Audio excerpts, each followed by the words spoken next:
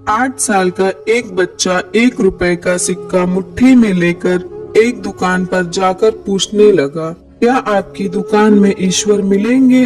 दुकानदार ने यह बात सुनकर सिक्का नीचे फेंक दिया और बच्चे को निकाल दिया। बच्चा पास की दुकान में जाकर 1 रुपए का सिक्का लेकर चुपचाप खड़ा रहा। ये लड़के, 1 रुपए में तुम क्या चाहते हो?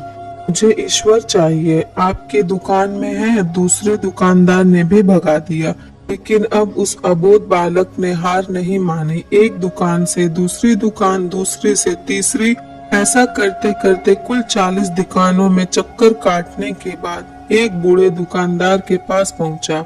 उस बूढ़े दुकानदार ने पूछा, तुम ईश्वर को क्यों खरीदना चाहते हो? क्या करोगे ईश्वर लेकर? पहली बार एक दुकानदार के मुंह से यह प्रश्न सुनकर बच्चे के चेहरे पर आशा की किरणें लहराई।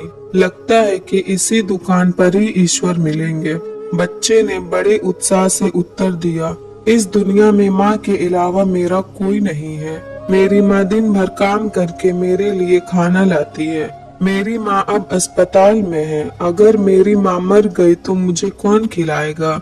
डॉक्टर ने कहा है कि अब सिर्फ ईश्वर ही तुम्हारी माँ को बचा सकते हैं। क्या आपकी दुकान में ईश्वर मिलेंगे?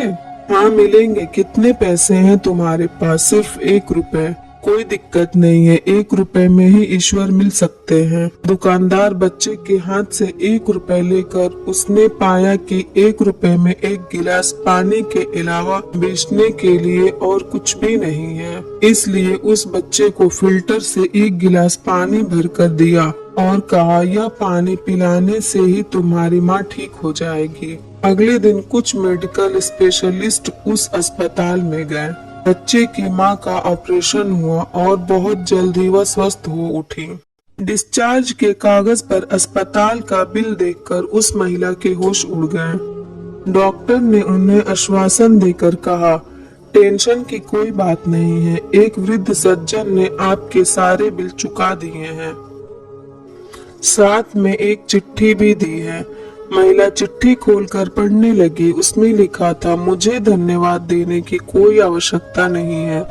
आपको तो स्वयं ईश्वर ने ही बचाया है। मैं तो सिर्फ एक जरिया हूँ। यदि आप धन्यवाद देना ही चाहती हैं तो अपने अबोध बच्चे को दीजिए, जो सिर्फ 1 रुपए लेकर नासमझों की तरह ईश्वर को ढूंढने निकल पड़ा।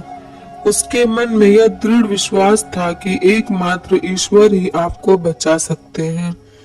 विश्वास इसी को ही कहते हैं। ईश्वर को ढूंढने के लिए करोड़ों रुपए दान करने की जरूरत नहीं होती।